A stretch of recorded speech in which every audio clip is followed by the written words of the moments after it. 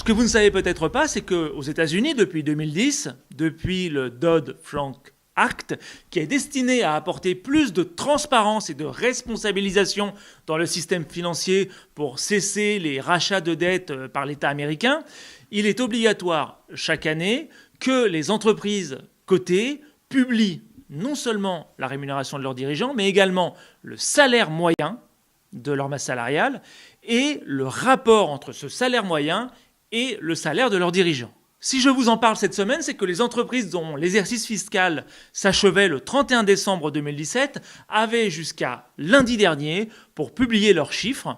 Et voilà ce que l'on a appris. D'abord qu'à PayPal, avec un salaire annuel moyen de 60 000 $ et son dirigeant Dan Schulman, qui a été payé bonus compris plus de 16 millions de dollars, ça représente un rapport de 1 à 274.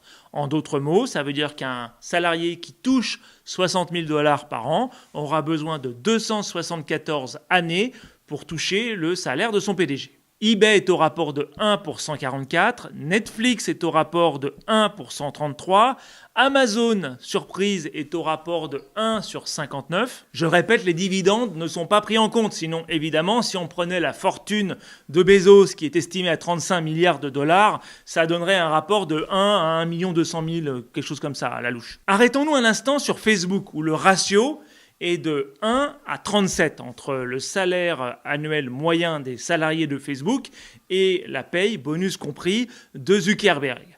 Alors, ce chiffre paraît peu par rapport aux chiffres que je vous ai annoncés jusqu'ici, pourtant il y a deux choses étranges.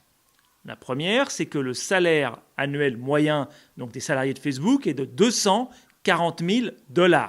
J'ai bien dit 240 000 $. Autre chose que vous ne savez peut-être pas, c'est que le salaire net de Zuckerberg l'année dernière, en tout cas pour 2017, a été de 1 $. Alors, comment ça se fait ? C'est pas 37 $, les salaires, c'est 240 000. Bien, en fait, tout simplement que si on récupère la compensation qui a été donnée à Zuckerberg, eh bien, cette compensation pèse 8,8 millions de dollars, dans lesquels sont compris ses frais de déplacement.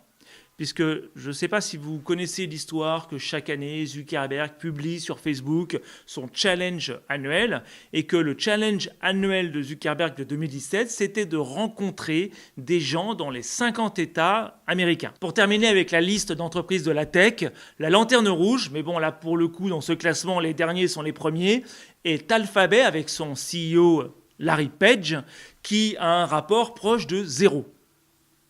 La raison étant que Larry Page, compensation compris, a été payé 1 $ en 2017. L'idée qu'il y a derrière cette politique est de faire du name and shame pour montrer du doigt et donc responsabiliser les mauvais acteurs économiques, mais également, et là on arrive à la transparence, pour donner une indication aux salariés pour savoir s'ils sont payés comme la moyenne de leurs collègues, en dessous ou au-dessus. Maintenant, à ma grande surprise, il semble que cette politique fonctionne. Prenons quelques chiffres.